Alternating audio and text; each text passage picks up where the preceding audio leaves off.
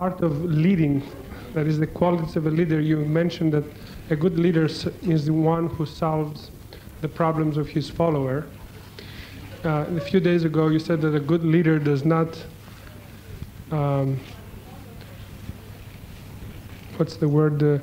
stay too long or comment on the mistakes of his followers.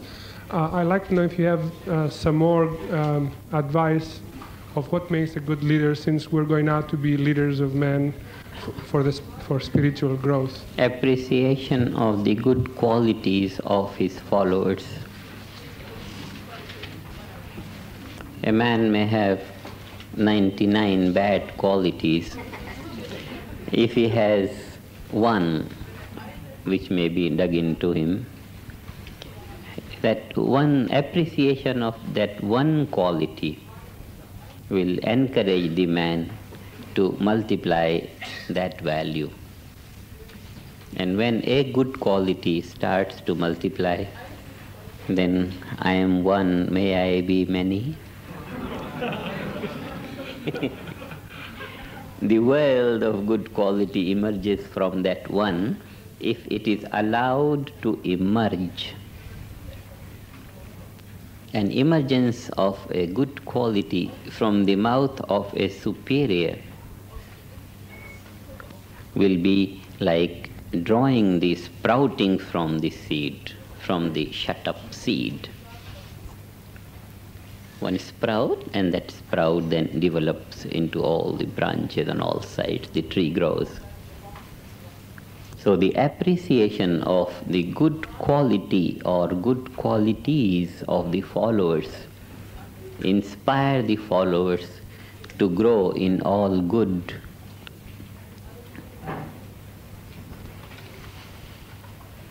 And it should be the policy again not to bring up the not good qualities. Qualities that are not good, we don't talk of them. Because where is the time to dwell on the unwanted? All time should be used to dwell on the wanted ones.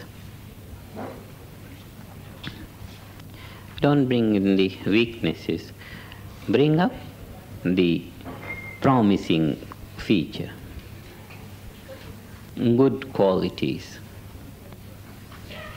There is another value in this, that we for ourselves want to grow in good, and therefore we don't allow our heart and mind to be swamped by anything that is not good.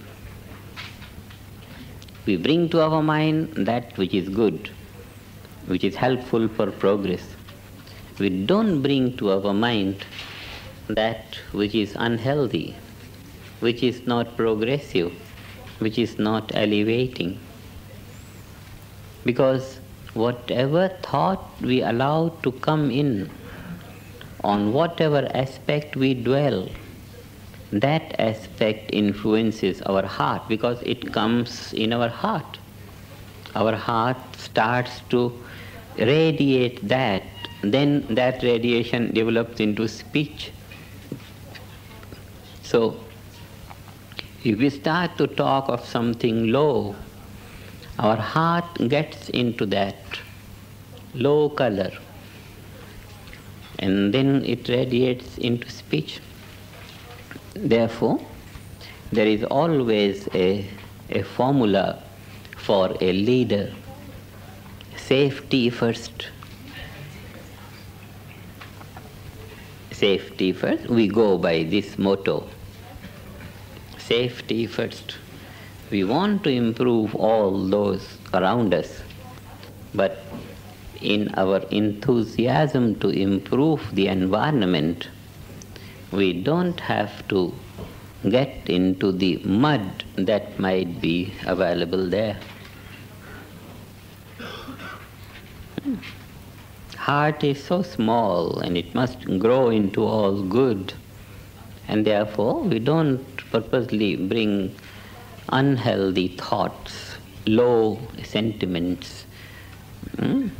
If someone has done bad, we know from where the bad comes. And therefore, we don't hold that emergence of bad from him. We hold that emergence of bad in him as originating from something that is foreign in him. Stress is foreign in a man. Stress is not he.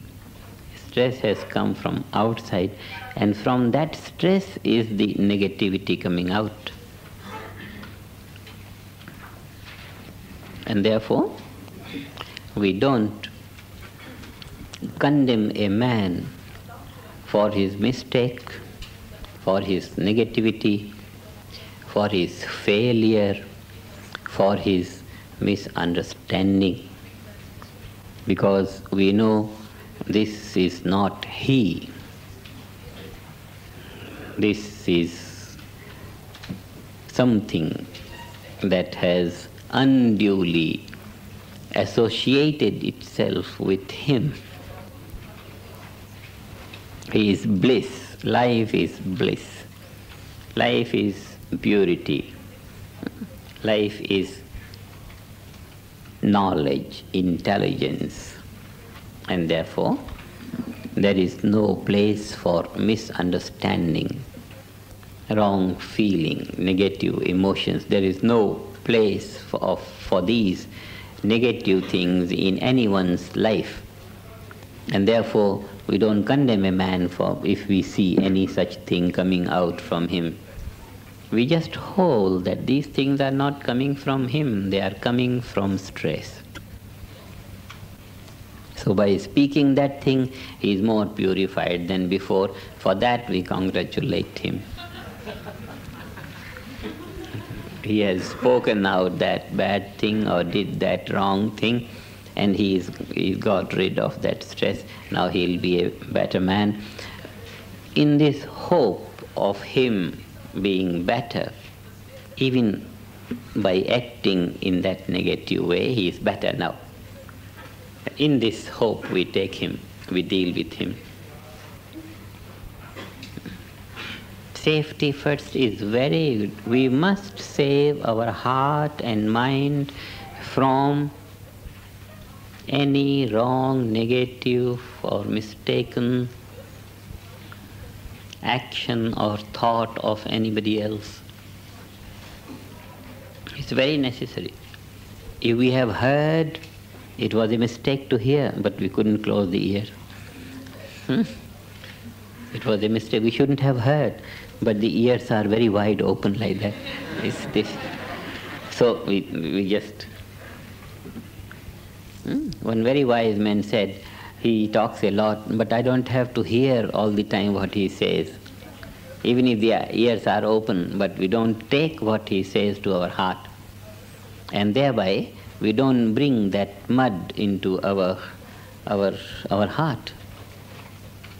It's very, very important. If someone has done some wrong, it is his karma. By thinking about that, we take it on ourselves and make it our karma then. What is the use? It's not necessary. And therefore, we always see some good in him. There is a story that Gurudev used to say sometimes. See, there was a saint somewhere, and all the time he was found to be so happy and so blissful and everything nice, and all the time he was saying so good things on him. And he was famous for not having spoken to anyone anything that is less than good. One mischievous man. There are lots of times, different varieties in society. He said, all right, let me see.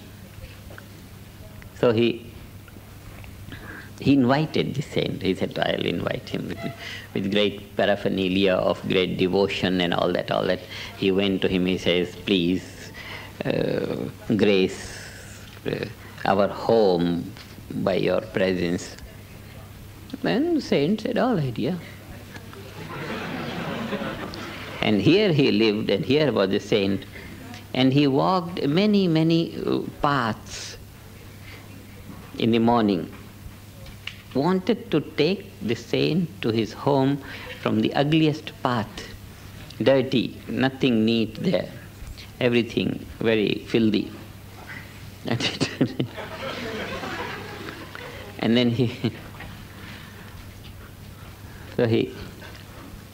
took him round there, and there was some cat overtaken by a car or something like that.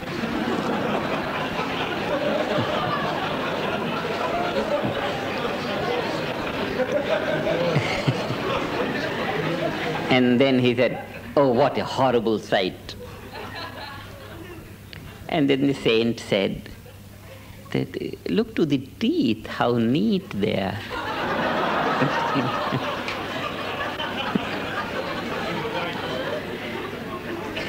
Shining pearl-like teeth, so neat and so pure. And that was it.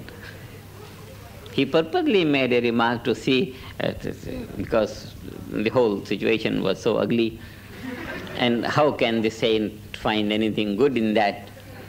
And he said, oh, look at the pearl-like teeth. This is neat. So even if the ugliest situation is presented, there would certainly be some point of good. We have our vision of bliss consciousness, purity. We are growing into the value towards celestial vision, like that. That is our progressive ideal of vision. So always we pick up something nice. Always our eyes go on, because the vision is not restricted to one point. It's so much wide vision. And there is anything, whatever is there will be some beautiful thing. We are moving in a relative world. One is relative to the other. And therefore, there will always be something to appreciate. There will always be something to appreciate. We bring that value which we can appreciate in our heart and mind. And that is our process of purification. If we bring the bad of the situation in our heart, we have clouded our heart. Some smoke has been created, some filth has been deposited. And then if we have not brought the filth in our heart, rejoicing, and we can only rejoice on something beautiful, so our vision is full of beauties, full of appreciations, full of happiness, joy, harmony. That is the vision of a knower of reality. He knows he is moving in the relative. Relative. And therefore, he will pick up what is useful to him. And the only useful thing is whatever good is there, that is useful to us. The good comes to our mind. The bad doesn't come to our mind. This is very, very important. Otherwise, we just get swamped by so many wrongs and so many this.